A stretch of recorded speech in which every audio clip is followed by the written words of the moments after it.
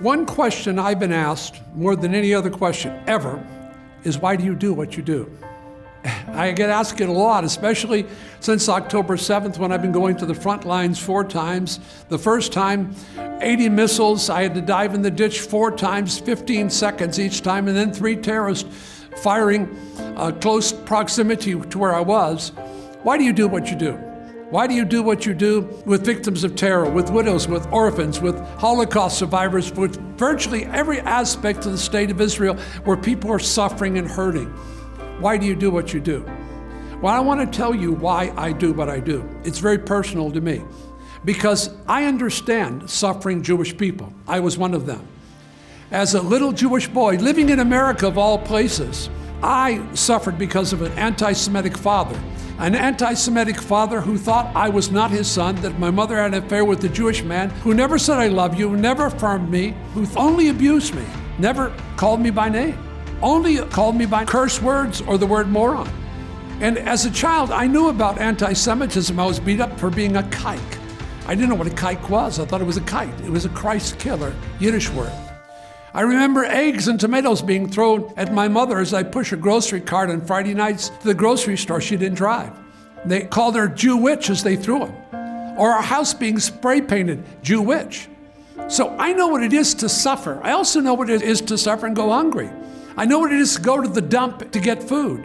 And I know what it is to eat food from the dump, which we ate for years. My father would bring it home from the dump. And I remember the first time I got a white chocolate from the dump, it was actually black chocolate that went bad. So understanding what a little Jewish boy could suffer is what I suffered. I also suffered because my father strangled me and left me for dead at 11 because I was trying to defend one Jew, my mother, against his abuse, which happened weekly. A professing Christian who hated a Jew. And in light of that, when I became conscious and woke up in my own vomit, I did this to God in the dark. And I cried out, God, why was I born? And I knew the answer. I knew the answer immediately. I couldn't defend one Jew against a Jew hater. I was born to defend all the Jews. I've been honored by being nominated for Nobel Peace Prize for a lifetime of work of combating anti-Semitism by the Vice President of Ariel University, Bobby Brown, who said that I don't know anybody who does more to combat anti-Semitism than you, Mike. And a rabbi friend, Rabbi Goldstein, whose synagogue was attacked on the Passover many years ago, he said the same thing. I was a victim of anti-Semitism, and my life call is to help hurting people, hurting Holocaust survivors, hurting widows and orphans, individuals that are suffering. My mother suffered a lot, so I know about a Jewish mother suffering. And oh, by the way, she named me after her grandfather, Rabbi Mikhail Katz-Nelson, who was burnt to death in a synagogue with 2,000 Jews. They boarded it up and they screamed, Christ killer.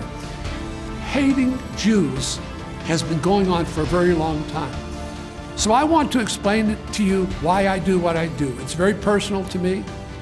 And I hope it's very personal to you, and you care too. I was born to defend all the Jews. Thank you, and God bless you.